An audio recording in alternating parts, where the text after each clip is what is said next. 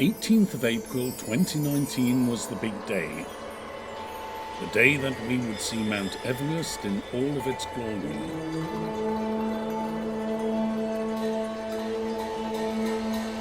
We were traveling to the roof of the world, but would we actually see the famous and iconic mountain? Chordon was warning us that the weather could be bad, and we may not see anything.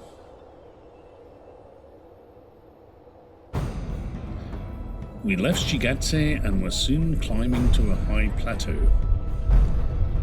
Again, incredibly dry and not what I had expected.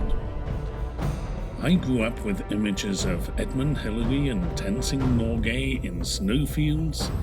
It actually reminded me of the images of the Bolivian plateau from Reader's Digest and National Geographic magazines of my childhood.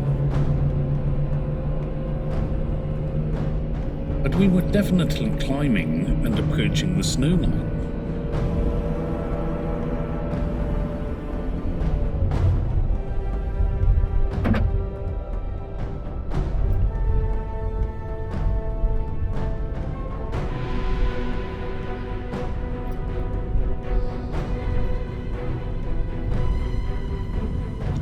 Eventually, we reached a high pass where the wind was an absolute howling gale.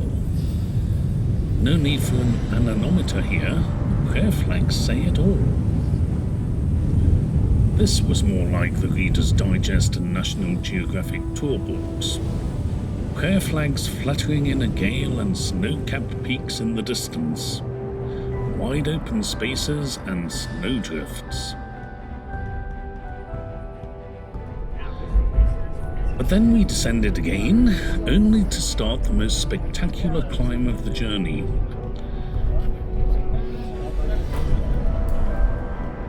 Again, we were in arid, desert-like terrain, but we were assured that when we got to the top of the pass, we would see the mighty Himalayan range and Mount Everest, the highest point on the planet. The road up to the Gyaula Pass was another engineering feat in itself, but we should not be disappointed if the clouds closed in and we could not see anything. At 5,180 meters, which is near as damn it 17,000 feet above sea level, the pass is dubbed the entrance of Himalaya. From this, we were told to expect a panoramic view of the Himalayan range, and 4 peaks above 8,000 meters or 26,000 feet above sea level. On a clear day.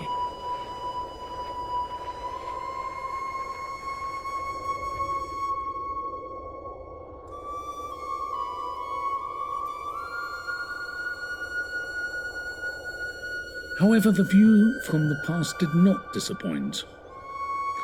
But which one was Mount Everest, I wonder? Chordon pointed out the famous peaks and Everest, and I nodded knowingly, even though I didn't know which was which. So we had seen Everest, but I am not sure that any of us knew which peak was actually the mystical and holy mountain.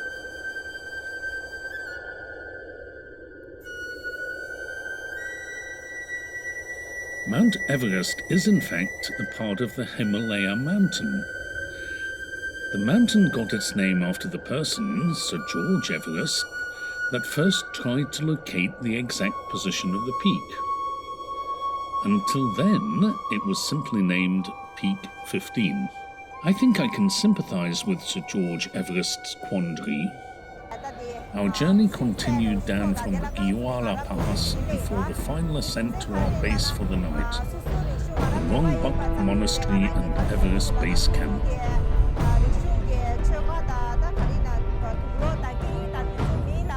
As we climbed towards Everest Base Camp, we rounded a corner and literally out of the blue there it was, Chomolungma. Chomolungma is the Tibetan name for the highest peak on Earth, and it is translated as Mother of the Universe or Goddess Mother of the Snows. Chomolungma, much more poetic and inspiring than Peak 15, Also, Chomolungma does not evoke images of double-glazing salesmen in 1970s crimpling suits or high-street frozen food supermarkets. The excitement at seeing the mountain close-up was palpable, as our group of intrepid adventurers piled off the bus, leaving hats and down jackets behind. After such excitement, the team boarded the bus once more, and we needed to reach our destination before nightfall.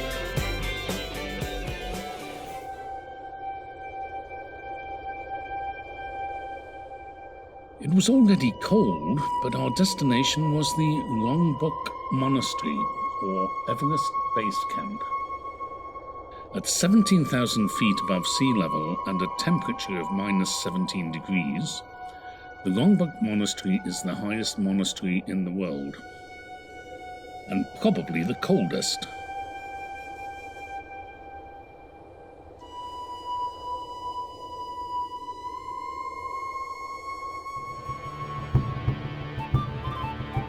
Rounding off the evening in the warmth of the dining area of the monastery cum base camp.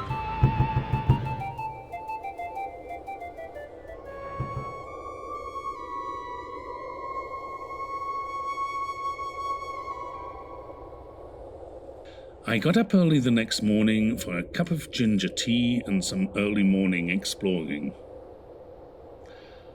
Bloody cold, but the reward was magnificent views and an almost unique experience. A clear sunset and a clear sunrise in the same 12-hour period. And so we had seen the goddess mother of the snows up close, and it was truly, truly inspiring.